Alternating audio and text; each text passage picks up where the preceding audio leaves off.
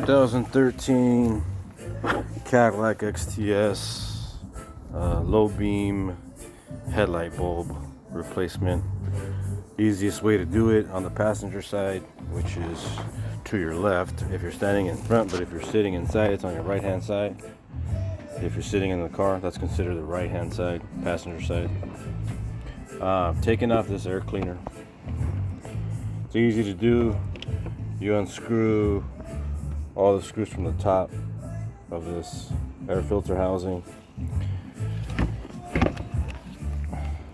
There's a slotted clamp screw that you can take off right here, and this loosens up the air duct. That way you're able to slide this off after you loosen all the bolts, and then this thing just pops up and out. As you can see, there's a little rubber grommet here that attaches to the back part of it on the top. Make sure you reinsert that correctly when you go back in. And then this one too on the bottom. There's another grommet right there that sits here on this piece right there. So what you do is you have to remove this cover here that's situated behind here. Just turns to the left or right. You'll see when it unlocks. Secondly, you have your stock HID D3S, and it's rated for 35 watts. Normally the stock lumens are 3400 lumens, and I got these from Amazon. Actually comes a quantity of 2 in a box right here.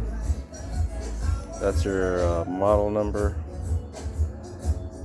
And I got the ultra bright light one, the white one, and this one's actually a 6000 K lumen, which is supposed to be brighter than the stock, so we'll wait to see for that one.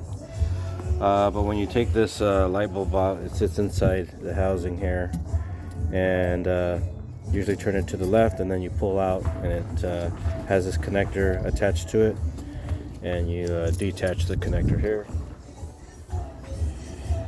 And so all you got to do is just reinstall the pieces like so. Install that, the plug.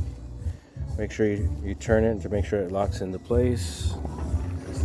Secondly, you'll put this back into place, the air filter housing inside of this duct, this part first, making sure your grommet here sticks into this hole here, and then this piece here on top fits into this grommet. And then after that, you put on your housing. Make sure you fasten all the screws to the top piece of this on all the corners. Make sure that this portion of the air duct goes back in here, and then you make sure that you tighten up this screw so you don't want to have any leaks. And then you should be able to fire it up and see if it was your light bulb the cause of your light not being on, or it could be your ballast. But we'll do this first and see what happens. Alright, so everything's back in place. That's tightened up there. Got that little screw. All these screws here and here. There. Here. Here. Here. All tight. That cover's back on. I did fire it up. The light's working, so now we got to move to the driver's side. Now this one's still the factory side, so I want it to match. That's why I got a quantity of 2. So supposedly we can take this piece off by twisting it off, and it's a neck that goes to the bottom. So we'll see how that goes. Alright, so this piece actually pulls up, goes into that cavity right here. So it pulls straight up like that. Pop right out. No big deal.